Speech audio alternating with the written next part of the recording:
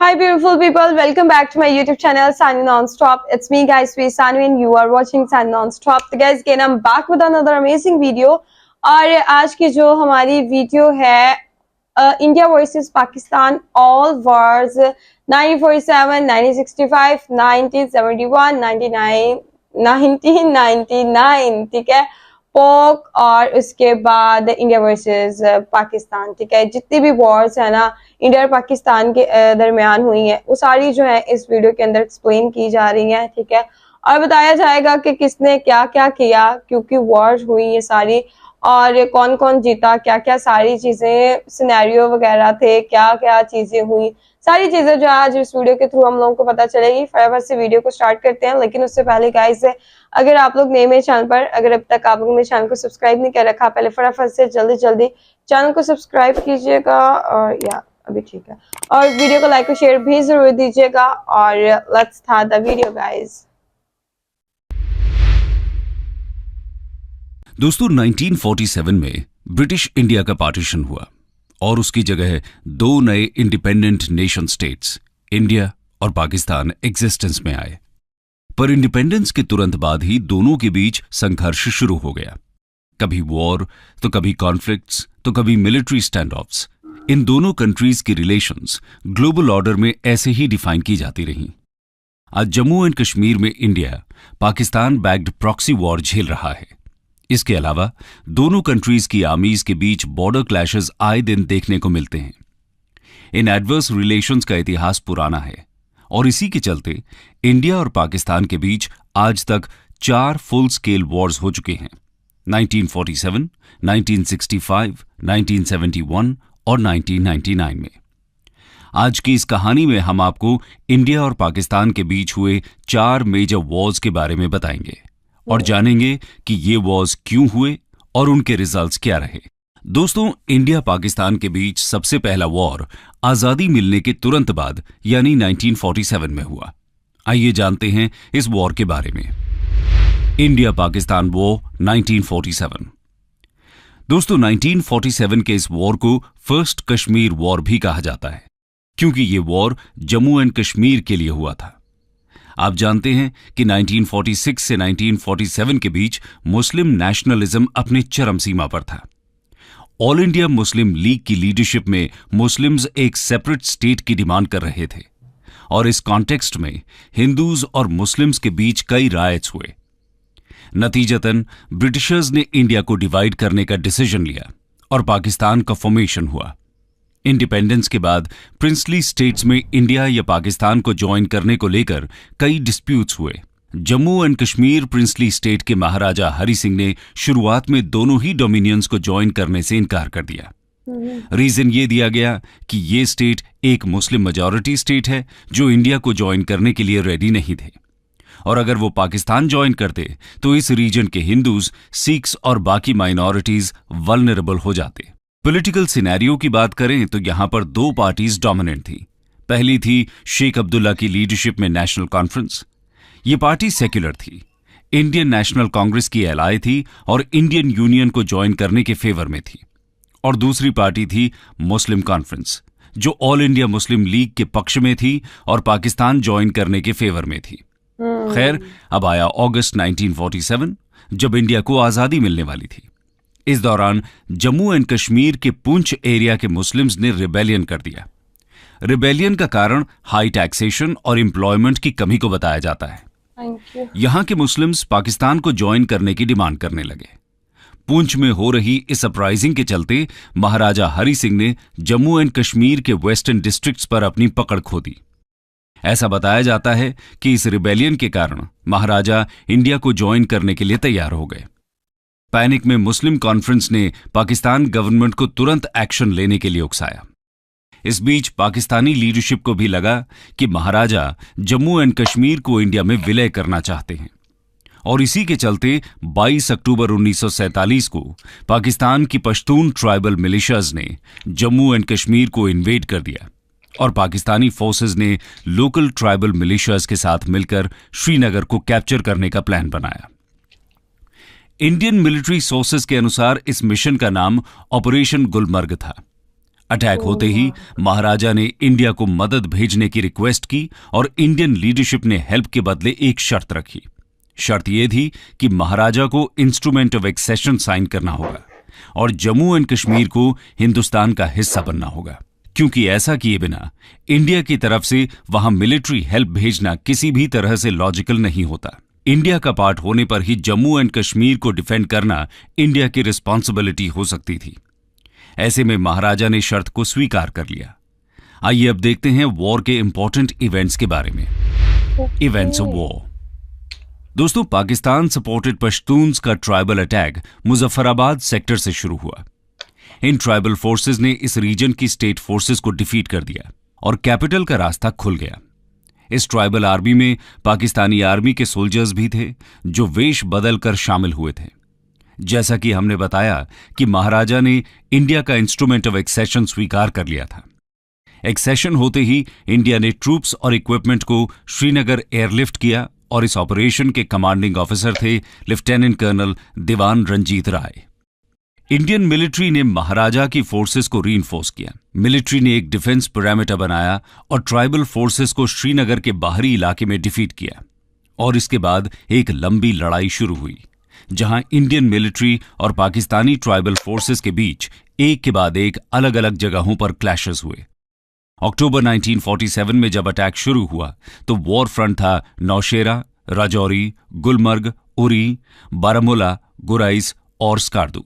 इन्हीं सिटीज के फ्रंट में वॉर चलता रहा और 31 दिसंबर 1948 तक ये फ्रंट कुछ इस प्रकार था।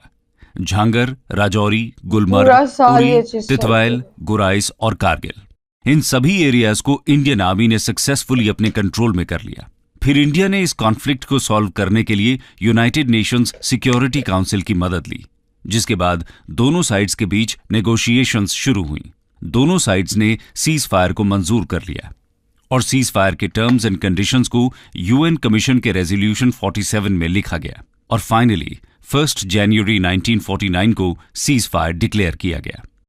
दोस्तों, जिस लाइन पर दोनों आर्मीज स्टेबलाइज हुई उसे आज हम लाइन ऑफ कंट्रोल के नाम से जानते हैं। इंडिया के हिस्से में स्टेट का लगभग 2/3 हिस्सा आया, जिसमें इंक्लूडेड थे कश्मीर वैली, जम्मू और लद्दाख। यूएनएससी रेजोल्यूशन के टर्म्स के मुताबिक पाकिस्तान को अपनी फोर्सेस को विड्रॉ करना पड़ा और इंडियन फोर्सेस को इस रीजन में लॉ एंड ऑर्डर मेंटेन करने का जिम्मा दिया गया। दोस्तों, इंडिया इस वॉर में विक्टोरियस हुआ क्योंकि डिस्प्यूटेड टेरिटरी के बड़े हिस्से को डिफेंड करने में वो सफल रहा। तो दोस्तों, यहां तक हमने 1947 में हुए इंडिया पाकिस्तान वॉर के बारे में देखा। अब आगे बढ़ते हैं और देखते हैं अगली वॉर यानी 1965 इंडिया पाकिस्तान वॉर के बारे में। India Pakistan war 1965। दोस्तों, इस वॉर को सेकेंड कश्मीर वॉर भी कहा जाता है क्योंकि ये वॉर भी कश्मीर टेरिटरी के लिए ही हुआ था।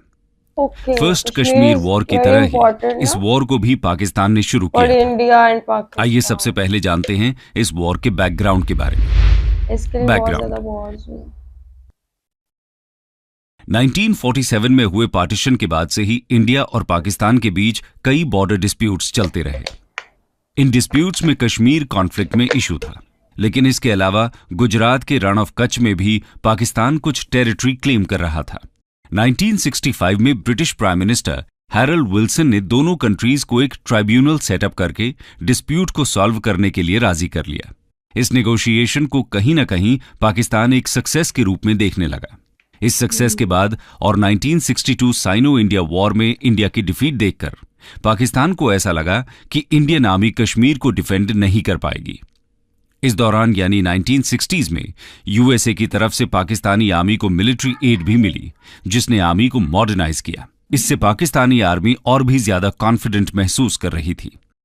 इन्हीं रीजंस के चलते पाकिस्तान ने 1962 में एक बार फिर कश्मीर पर कब्जा करने के लिए अटैक कर दिया और वॉर की शुरुआत हुई। आइए देखते हैं इस वॉर के इंपॉर्टेंट इवेंट्स के बारे में। Events of war.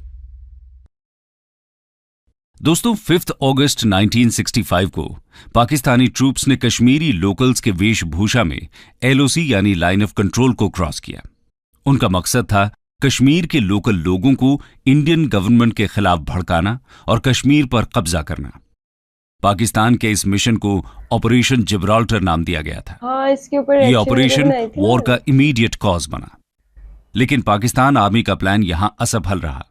जी हां, ऑपरेशन जिब्राल्टर फेल हो गया क्योंकि कश्मीर के लोगों ने खुद ही पाकिस्तानियों के होने की जानकारी इंडियन आर्मी को दे दी। इंडियन आर्मी ने इसका कड़ा जवाब दिया और हाजी पीर पास को कैप्चर कर लिया, जो पाकिस्तान ऑक्यूपाइड कश्मीर यानी पीओके में था।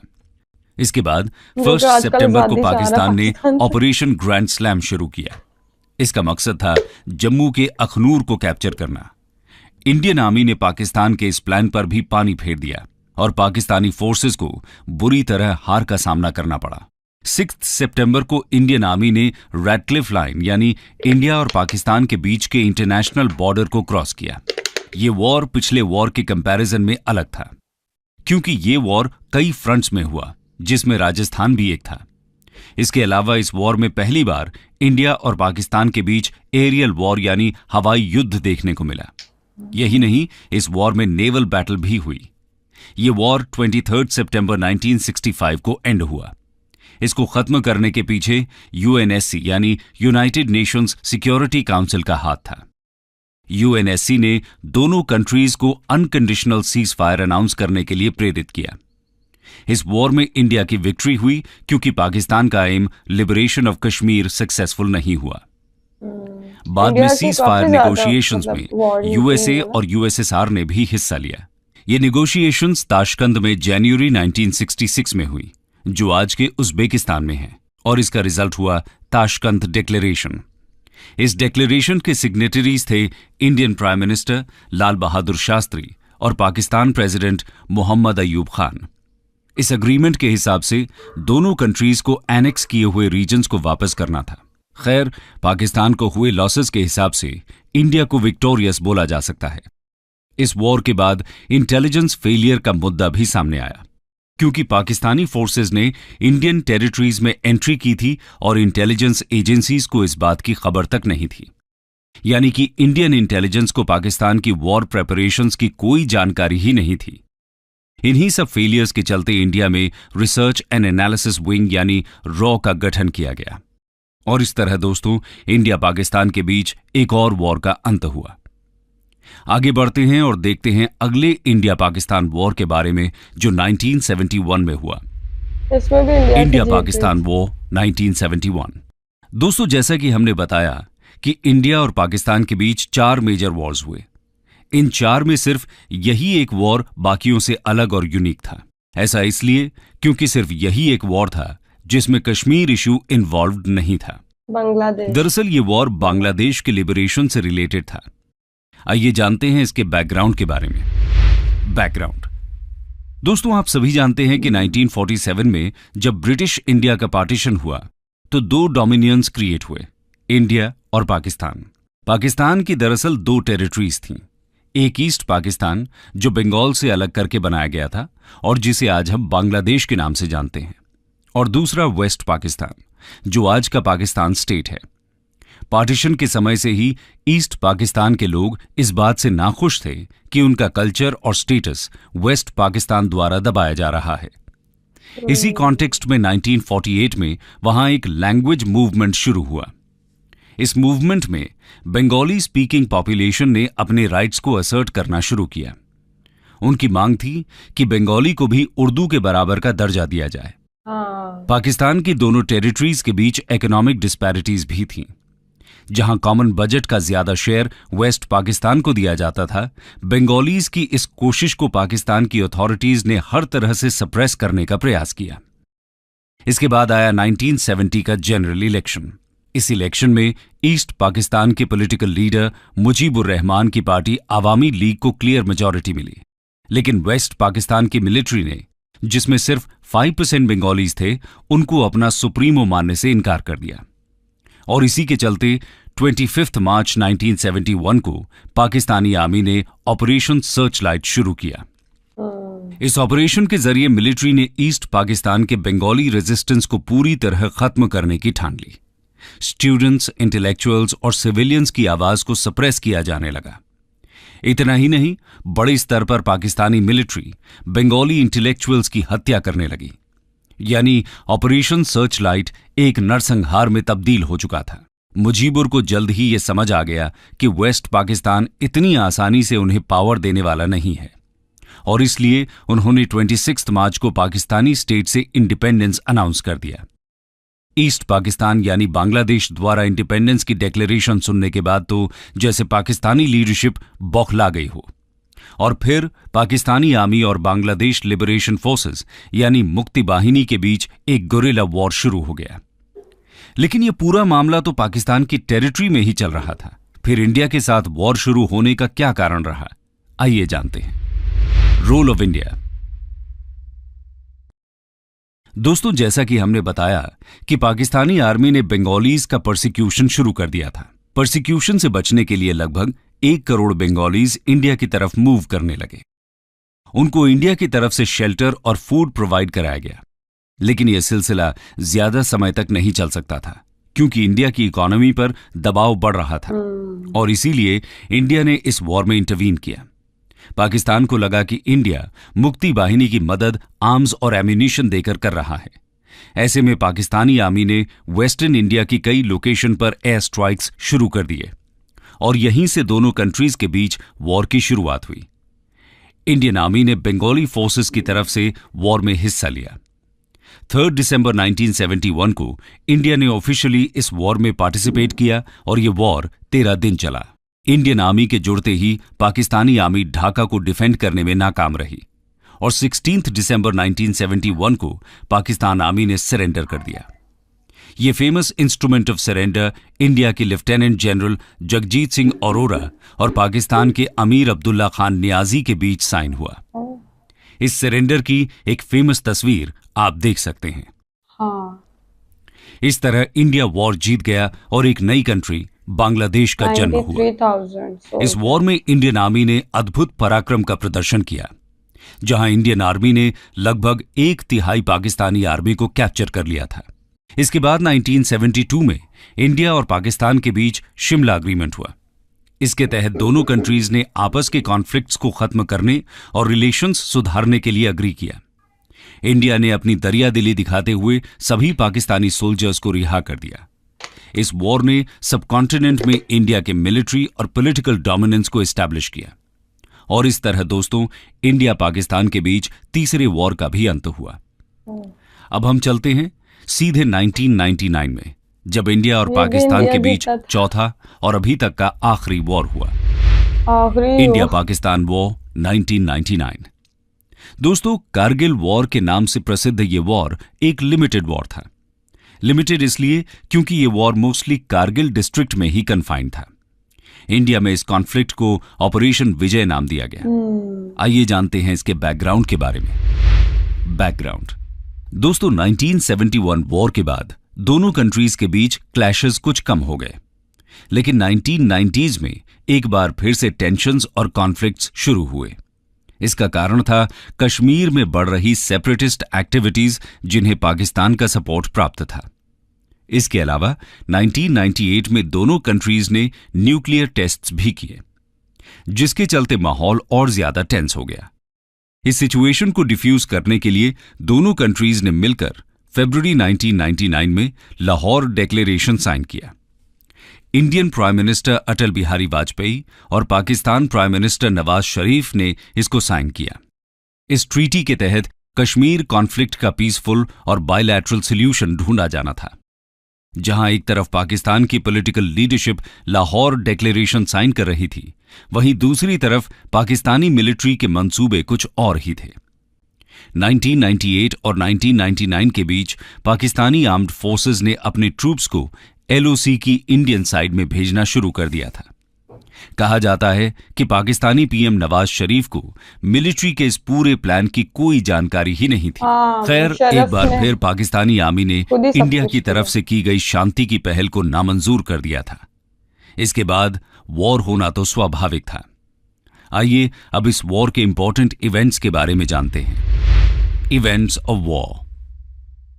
दोस्तों, कारगिल के लोकल्स ने पाकिस्तानी इन्फिल्ट्रेटर्स की जानकारी 3 मई 1999 को इंडियन अथॉरिटीज को दी, जिसके बाद इंडियन आर्मी ने पेट्रोल यूनिट्स सेटअप किए।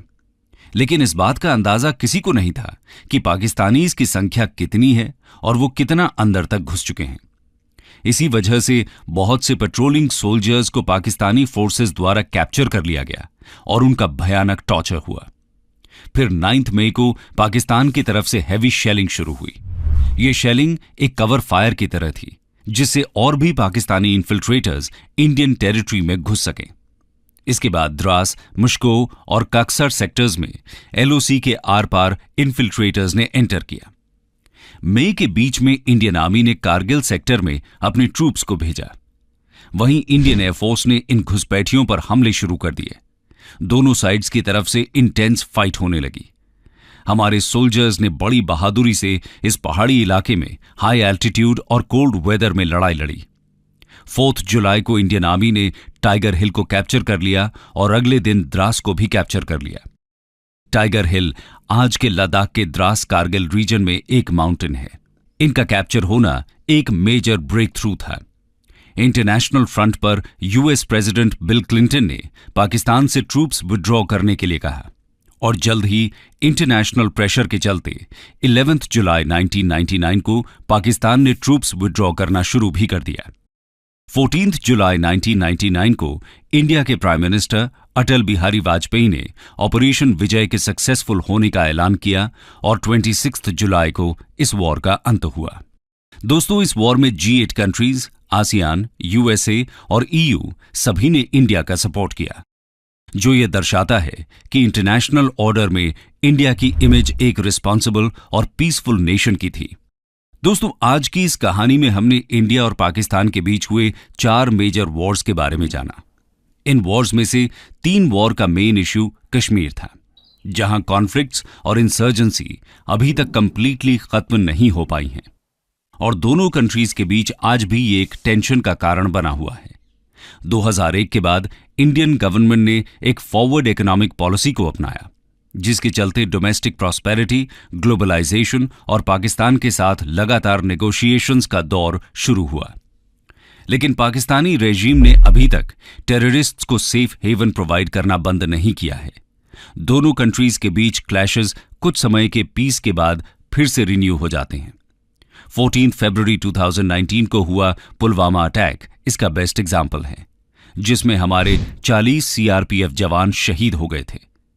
इसका बदला इंडिया ने 26 फरवरी को एलओसी के पार टेररिस्ट कैंप्स पर एयर स्ट्राइक के थ्रू लिया। क्लैशेस का यह सिलसिला आज भी जारी है। आज भी पाकिस्तान इकोनॉमिक डेवलपमेंट के बजाय एंटी इंडिया रेटरिक फैलाने में लगा हुआ है, जिसके चलते वो लगातार इकोनॉमिक कोलैप्स की तरफ बढ़ रहा है। खैर, समय की जरूरत तो यही है कि दोनों कंट्रीज एक साथ मिलकर पीसफुली अपनी प्रॉब्लम्स का सॉल्यूशन निकालने की कोशिश करें, पता नहीं कब ये सारे क्लैशेस इंडिया पाकिस्तान के खत्म होंगे, ठीक है। और मैं कहती हूँ कि कश्मीर जो है ना, इंडिया पाकिस्तान के दरमियान जो है मेजर एक जिसे कहते हैं ना रीजन होता है लड़ाई का। अगर तभी जो है वो पार्टीशन अच्छे तरीके से कर दी जाती, ठीक है। इंडिया को देना था, पाकिस्तान को कश्मीर देना था, ठीक है। तभी अगर ब्रिटिश लोग जिन्होंने ये पार्टीशन की थी अच्छे से कर देते, इंडिया पाकिस्तान को जब डिवाइड किया गया तो उनको जो है वो कश्मीर का ये मुद्दा जो है तभी खत्म हो जाता, तो आज सिनेरियोस काफी अच्छे होते, बेहतरीन होते। लेकिन आज सिचुएशन मेरे ख्याल से काफी अच्छी होती और दोनों कंट्रीज के दरमियान सुलह सलामती होती, लेकिन फिर भी लड़ाई झगड़े चलते रहते हैं। लेकिन आम लोग लड़ाई झगड़े नहीं चाहते, ये पॉलिटिशियंस ही हैं जो लड़ाई झगड़े ये सारी चीजें क्रिएट करते हैं। अब आम लोग थोड़ी ये सारी चीजें चाहेंगे, एक दूसरे से प्यार मोहब्बत इंडिया के लोगों से सारे लोग, मतलब आप लोगों ने देखा होगा मोस्टली और भी चैनल है, और भी रिएक्शन चैनल है या और भी पाकिस्तानी चैनल है, कभी किसी ने हेट स्प्रेड नहीं किया इंडिया के खिलाफ, ठीक है। और ना वहां से ऐसा कोई बात सुनने को मिलती है। ये तो बस न्यूज, सोशल मीडिया और ये सारी चीजें जो मतलब उधर के एंकर्स बैठे होते हैं, इधर के एंकर्स बैठे होते हैं, ठीक है। और वो फिर लड़ाई झगड़ा ये सारी चीजें चल रही होती है, पॉलिटिकली इश्यूज होते हैं इनके अपने, और फिर आम जनता इसके अंदर जो है ना निशाना बनती है। खैर, रही बात कश्मीरी लोगों की, तो उनका तो वाकई कोई ना कोई मसला हल होना चाहिए, ठीक है। पीओके में जो है पाकिस्तान ने ऑक्युपाइड कश्मीर, आजाद कश्मीर, ठीक है, वहां पर इस टाइम जो है वो लोग जो है वो धरने दे रहे हैं, ठीक है। और वहां पर सिचुएशन बड़ी खराब है, लोगों को उनके राइट्स नहीं मिल रहे, जबकि जम्मू कश्मीर के बारे में सुना है बहुत अच्छे वहां पर लोग जो है ना आजादी से रह रहे हैं। और अभी हाल ही में जम्मू कश्मीर का एक लड़का नासा के अंदर जॉब भी कर रहा है।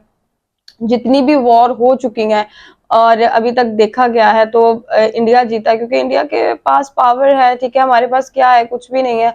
हमारे तो यहाँ पर महंगाई और ये सारी चीजें और डिफेंस बजट भी बहुत कम है, और ये सारी चीजों के चलते अभी पाकिस्तान इस स्टेट में नहीं है इंडिया से लड़ने की। ठीक है, बातें तो फिर होती रहती हैं, लेकिन अभी इंडिया जो है वो उसकी मिलिट्री पावर भी बहुत स्ट्रांग है और भी सारी चीजें जो है वो इसमें काउंट होती हैं।